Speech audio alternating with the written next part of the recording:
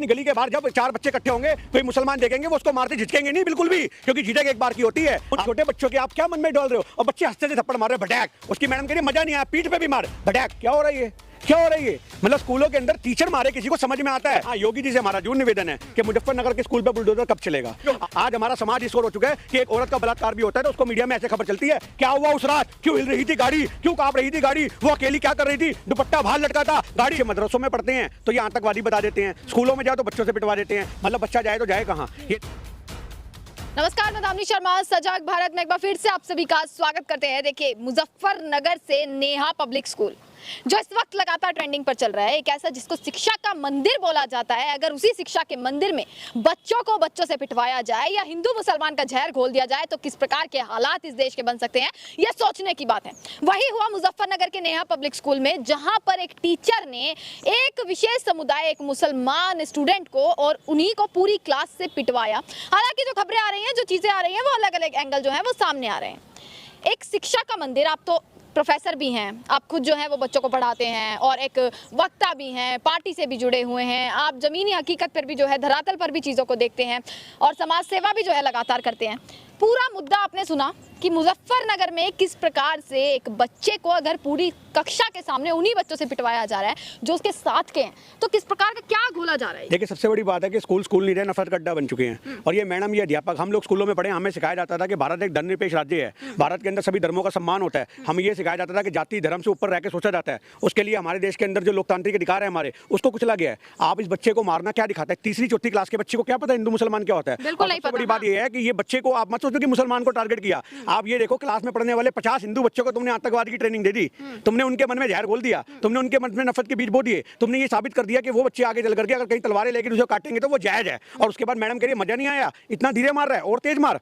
तृप्ता त्यागी नाम है मैडम का। और ये मैडम, अगर कोई इतना ही शौक है नफरत चलाने का तो आप स्कूल छोड़ करके आरएसएस ज्वाइन करो, उनके नीति के अनुसार चलो, जो सिखाते हैं वो लोग नफरत फैलाना। आप क्यों नहीं चलती हो? तो ये तो एंगल जो है वो ये तो सबने निकाल दिया, आपने निकाल दिया ये एंगल कि वो मुसलमान था। उसके जो घर वाले हैं खुद वो इस चीज को कह रहे हैं कि ऐसा कुछ नहीं है कि हाँ भाई वो मुसलमान होने की वजह से। सबसे बड़ी बात यह है कि पिता पे दबाव डाला गया है कि कार्रवाई ना करो। उसको बोला गया 2500 रुपए ले ले और अपने बच्चे को यहाँ से निकलवा ले। मतलब जो फीस उसने जमा कराई थी वो फीस उसको वापस दे करके निकाल दिया गया। अब एक छोटी की सोचने की बात यह है कि अगर बच्चे मदरसों में पढ़ते हैं तो ये आतंकवादी बता देते हैं, स्कूलों में जाओ तो बच्चों से पिटवा देते हैं। मतलब बच्चा जाए तो जाए कहाँ? ये नफरत है या स्कूल है? आप ये सबसे बड़ी बात देखो ना। और आप ये देखो कि उन अभिभावकों को चाहिए कि आज जितने मुस्लिम अभिभावक हैं, जितने यहाँ पे हिंदू अभिभावक है, वो स्कूल का घेराव करें, स्कूल को बंद करने की मांग करें। आप ये मत सोचो कि ये सिर्फ मुसलमान को टारगेट किया। आप ये सोचो कितने हिंदू बच्चों को उन्होंने क्या ट्रेनिंग दे दी। आज हमारे देश के अंदर ये नफरत बो करके हिंदुस्तान को बर्बाद करने की रणनीति तो चल रही है। अरे देश चंद्रयान कर रहा है और ये नफरत यान के खटोले में उड़े बैठे हैं। आप ये चीज सोचो ना। मतलब बच्चों में अब जो है नफरत का जहर घोला जा रहा है। घोला के जा रहा है, घुल गया। बच्चे थप्पड़ मारने, कौन है जिम्मेदार? कौन है? स्कूल प्रशासन है। हमारे देश की मीडिया है जो दिन रात हिंदू मुसलमान चलाती है। आप समझो इस बात को। मीडिया का भी रोल है इसमें कि वो रोल नहीं है। आप एक बात को याद रखो, आज हमारे देश में जो स्कूलों के अंदर ये चीज पहुंच चुकी है, जो कल तक मस्जिद और मंदिरों के बाहर देखने को मिलती थी, आज स्कूलों के अंदर पहुंची। तो क्या दिखाता है? ये क्या दिखाता है कि आज हमारे देश की मीडिया ने बच्चों के मन में जहर घोल दिए। अरे अगर हम लोग होते उस समय, आज 10-12 साल के बच्चे हैं, वो छोटे तो नहीं, दूध पीते के थप्पड़ मारने को बोल दिया, हमें कोई बोलता है इसको थप्पड़ मारो, हम तो बिल्कुल ना मारते। आप हमारी युवा पीढ़ियों को बर्बाद कर रहे हो। आप ये बात बताओ, आज हमारे हिंदुस्तान के छोटे छोटे बच्चे जो मंदिर का टीका लगा करके निकलते हैं, मंदिरों के अंदर सनातन धर्म की इतनी प्यारी संस्कृति है, उसको रोंद रही है मैडम। आप ये चीज देखो ना। आप ये मत सोचो कि मस्जिद और मंदिर की लड़ाई है। ये आप समझो नफरत इस कदर बढ़ चुकी है कि ये भारत की युवा पीढ़ियों को बर्बाद कर रही है। आपको चंद्रयान की सफलता पता है? चंद्रयान के अंदर अगर कितने हिंदू साइंटिस्ट, तो कितने मुसलमान भी, कितने सरदार भी हैं। एक यूनिटी का परिचय देते हुए हम लोग चंद्रयान तक पहुंचे हैं। और अगर इस तरीके से हम लोग करेंगे तो हम कैसे देश आगे बढ़ेगा? आज हमारा देश चंद्रयान पे पहुंच गया, पर हम अभी तक नफरत से बाहर नहीं आ पा रहे। आज धरती पे रह करके हम क्या अपना वो करेंगे? विश्व हमारे लिए तालियां बजा रहा है कि भारत एक ऐसा देश बना। मोदी जी को लगातार जगह जगह से बधाइयां आ रही हैं। आप समझो उस बात को। पर आज हमारे देश के 56 इंच की छाती को सुकड़ने का काम ये स्कूल वाले कर रहे हैं। आज हमारे देश के, आप मोदी जी का, अमित शाह जी का, योगी जी का किसी एक का बयान दिखा दो जिन्होंने बोला कि हम हिंदू राष्ट्र की मांग करते हैं। एक बंदे का दिखा दो। ये नफरती चिंटू, उनके ऊपर उछलने वाले लोग जो समाज में नफरत घोल रहे हैं, सीनियर लीडर उस चीज को नहीं मानते और ये नफरत फैलाने वाले उस चीज को मानते हैं। तो ये हमारे देश की बर्बादी लिखी जा रही है। स्कूल प्रशासन को बंद करना चाहिए। ऐसे स्कूल बंद होने चाहिए, नफरत का अड्डा बन चुके हैं। और आज तो ये भी जा रहा है एंगल कि भाई वो जो थी, वो टीचर जो है वो विकलांग टीचर है, तो विकलांग होने के नाते भाई उसने क्या किया? जो उनके परिवार वाले थे वो भी वहां पर खड़े थे, जब वहां नहीं रोका उनके परिवार वालों ने पीटने से। टीचर विकलांग नहीं थी, टीचर दिमाग से विकलांग थी। अच्छा। शरीर से विकलांग विकलांग तो हिंदुस्तान के कोने कोने में आपको लोग दिख जाएंगे, पर दिमाग से विकलांग होना बहुत बड़ी बात है।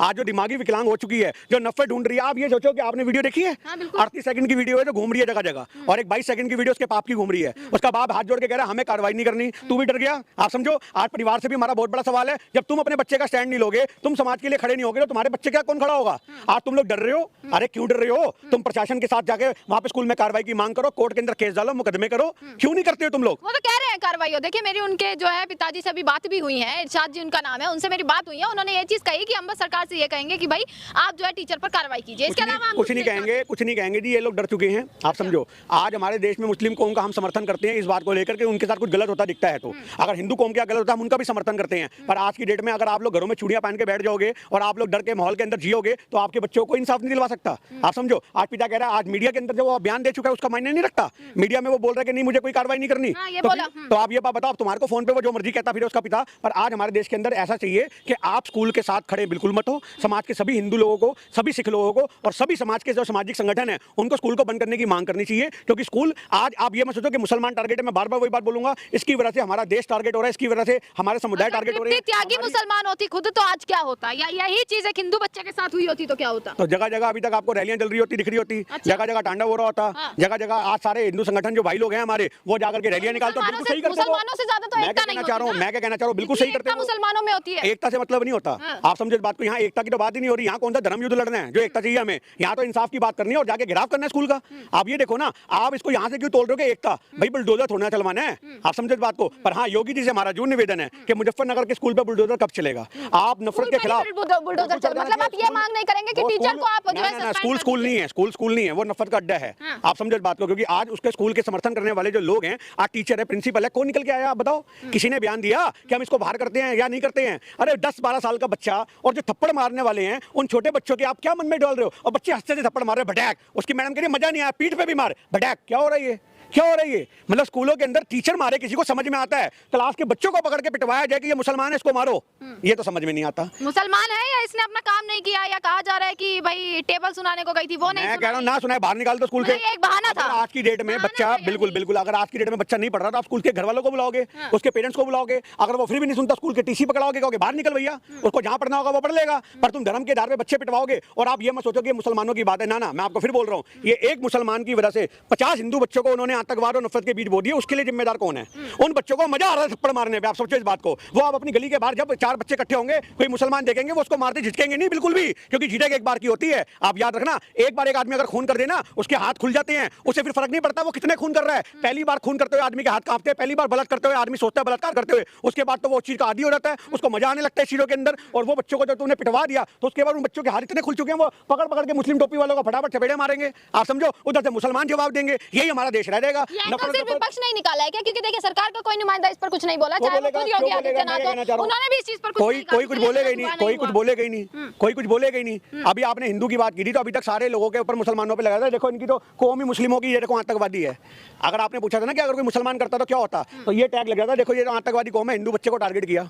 तो आज की डेट में सबसे बड़ी बात यह है कि ये हिंदू मुसलमान की लड़ाई जो हमारे देश में फैला रखी है सरकारों ने, ये एक्चुअल दिलों में नहीं है। मैं आपसे फिर कहना चाह रहा हूँ, यहाँ आप खड़ी हो, ये बगल में मस्जिद है और सामने मंदिर है, कभी यहाँ पे क्लेश होता हो तो बताओ? सारे लोग आपस में मिलकर रहते हैं, एक घर मुसलमान का दूसरा घर हिंदू है। पर आज हमारे समाज के अंदर जो स्कूलों के अंदर नफरत बोई जा रही है, इसका समाधान सिर्फ एक ही है कि सरकार को इसके लिए सोचना चाहिए। मीडिया में हिंदू मुसलमान की खबरें बंद होनी चाहिए, बैन कर देना चाहिए, टोटली बैन। समर्थन तो मीडिया भी पूरा दे रहा है। मैं कहना चाह रहा हूँ बैन कर देना चाहिए मीडिया के अंदर।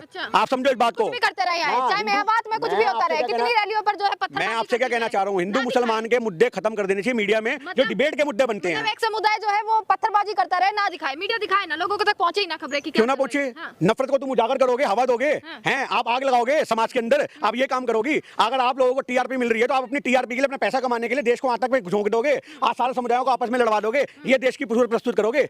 आप समझो खबर खबर की तरह चलती है, खबर स्वाद लेके नहीं चलती, चटकारे लेके नहीं चलती, खबर के अंदर एंटरटेनमेंट नहीं होता, खबर के अंदर टीआरपी नहीं ढूंढी जाती, खबर के अंदर ये नहीं होता कि ऐसे ऐसे दिखाएंगे घटनाओं को तो मजा आएगा लोगों को सुनने के अंदर। आप समझो आज हमारा समाज इस ओर हो चुका है कि एक औरत का बलात्कार भी होता है तो उसको मीडिया में ऐसे खबर चलती है, क्या हुआ उस रात, क्यों हिल रही थी गाड़ी, क्यों कांप रही थी गाड़ी, वो अकेली क्या कर रही थी, दुपट्टा बाहर लटका था, गाड़ी हिल रही थी, आधा घंटा गाड़ी हिलती रही, उसके बाद खूनी लटपट हाल में लड़की बाहर निकली, क्या हुआ उसके साथ, ये खबरें होती है। मतलब एक बलात्कार को भी तुम छटकारे लेके हाईलाइट करोगे, तो ये सोचने की बात है कि मीडिया अगर ये काम करेगी तो हमारा समाज नफरत की उस आग में होगा खड़ा कि चंद्रयान तो दूर की बात है, हम धरती पे ही एक दूसरे को दफना के कब्रिस्तान बनाते फिरेंगे। तो ये बिल्कुल नहीं होना चाहिए, इसके हम खिलाफ हैं। नफरत स्कूलों के अंदर नहीं बो जानी चाहिए, हम ये कहते हैं। मंत्री तक के आंसू निकल गए आज तो। अरे ये कहने की बातें होती है, उनके आंसू भी निकलते हैं, उनके आंसू मैं क्या कहना चाह रहा हूं, उनके आंसू कह देंगे आज बोले ना, फिर अगर आंसू से मतलब नहीं होता, हमें देश का मजबूत प्रधानमंत्री चाहिए, जो आर्मी बात बात पे रो दे, वो मजबूत नहीं होता। आर्मी वो होता है सही को सही और गलत को गलत। तब आपको दिक्कत है, आंसू निकल जाए तो आपको दिक्कत है, आपको चाहिए। हमने वोट जो है उनके रोने के लिए, आंसू देखने के लिए नहीं दिए,